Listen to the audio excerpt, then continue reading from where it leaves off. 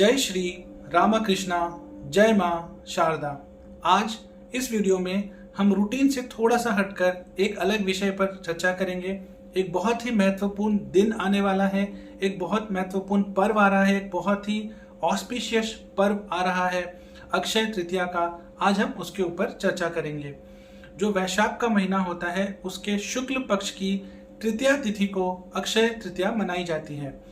अगर आप इस दिन के इम्पैक्ट को एस्ट्रोलॉजी की भाषा में समझना चाहें तो जो सूर्य और चंद्रमा है, ऐसा माना जाता है कि इनका हमारी लाइफ में बहुत एक गहरा इम्पैक्ट है। तो ये दोनों ही प्लैनेट इस दिन अपने उच्च अवस्था में होते हैं। सूर्य मेष में होते हैं, चंद्रमा वृषभ में होते हैं। अब आप अक्षय शब्द को समझिए। अक्षय का अर्थ है जिसका क्षय नहीं होता, जिसका नाश नहीं होता। तो ये दोनों प्लैनेट जब इस दिन अपने उच्च अवस्था में होते हैं तो जो भी ये आपको परिणाम देंगे, चाहे शुभ या अशुभ, ये दोनों ही आपको लंबे टाइम तक देंगे, 1 साल तक देंगे या फिर कई महीनों तक देते रहेंगे। ऐसी एक मान्यता है। तो इस दिन कहा जाता है कि आप अच्छे कर्म कीजिए ताकि लंबे टाइम तक आपको अच्छे रिजल्ट्स लाइफ में देखने को मिले। सिमिलरली अगर आप अनैतिक काम करते हैं, अगर आप गलत काम करते हैं तो आपकी लाइफ में एक नेगेटिव एनर्जी आती है जिससे आपको काफ़ी लंबे टाइम तक नेगेटिव रिजल्ट्स देखने को मिलते हैं। तो अगर आप अपनी लाइफ में से किसी बैड हैबिट को छोड़ना चाहते हैं, किसी बैड हैबिट का त्याग करना चाहते हैं, लाइफ को सही गाइडेंस में आगे बढ़ाना चाहते हैं, लाइफ को एक पॉजिटिव मोड़ देना चाहते हैं, तो अक्षय तृतीया का दिन एक बहुत ही अच्छा दिन है।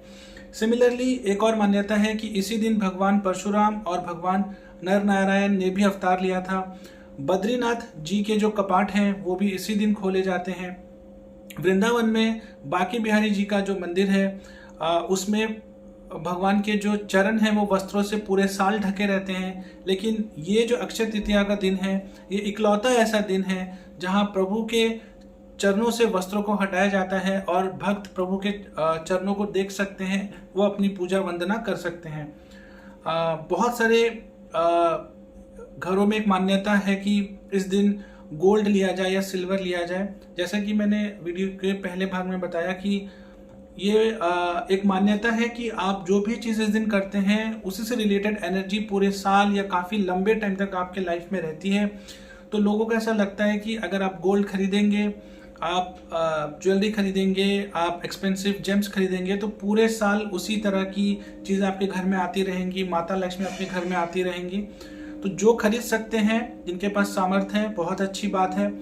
जिनके पास नहीं है, चिंता करने की कोई बात नहीं। आप गोल्ड प्लेटेड कोई ज्वेलरी खरीद सकते हैं। सोने का जो जल है वो चढ़ा हुआ कोई भी आप जवेरात है, कुछ भी है, आप उसे खरीद सकते हैं। इस दिन दान पुण्य का एक विशेष महत्व है। इस चीज़ को होगा तो ज़रूर कीजिए। और इसे तो आप चाहे आपकी जो भी इकोनॉमिक कंडीशन है, आप ये एक चीज़ है जिसको ज़रूर कीजिए। अगर आपके घर के आसपास कोई ज़रूरतमंद इंसान है, जितना आपका सामर्थ्य है, आप उसे कुछ खिलाइए पिलाइए ज़रूर अक्षय तृतीया वाले दिन। इसके बहुत ही अच्छे रिजल्ट्स हैं और कोई बहुत लेविश अरेंजमेंट करने की ज़रूरत नहीं है। जितना आपका पॉकेट आपको अलाउ करता है, जितना आपका बजट आपको अलाउ करता है, उसके हिसाब से आप कर सकते हैं। इसके बहुत अच्छे रिजल्ट्स हैं। सिमिलरली इस दिन बहुत सारे लोग अपने बच्चों के जो रिश्ते हैं उन्हें पक्का करते हैं, जो शादी के फाइनलाइजेशन करते हैं। अगेन बहुत अच्छा एक मुहूर्त है, बहुत अच्छा दिन है, तो आप उसे कर सकते हैं। बहुत सारे लोग इस दिन शादियां करते हैं। इनफैक्ट सबसे ज़्यादा शादियां जो हैं वो इसी दिन होती है। तो अपने आप में एक विशेष, एक बहुत ही ऑस्पिशियस मुहूर्त है, बहुत ही ऑस्पिशियस दिन है।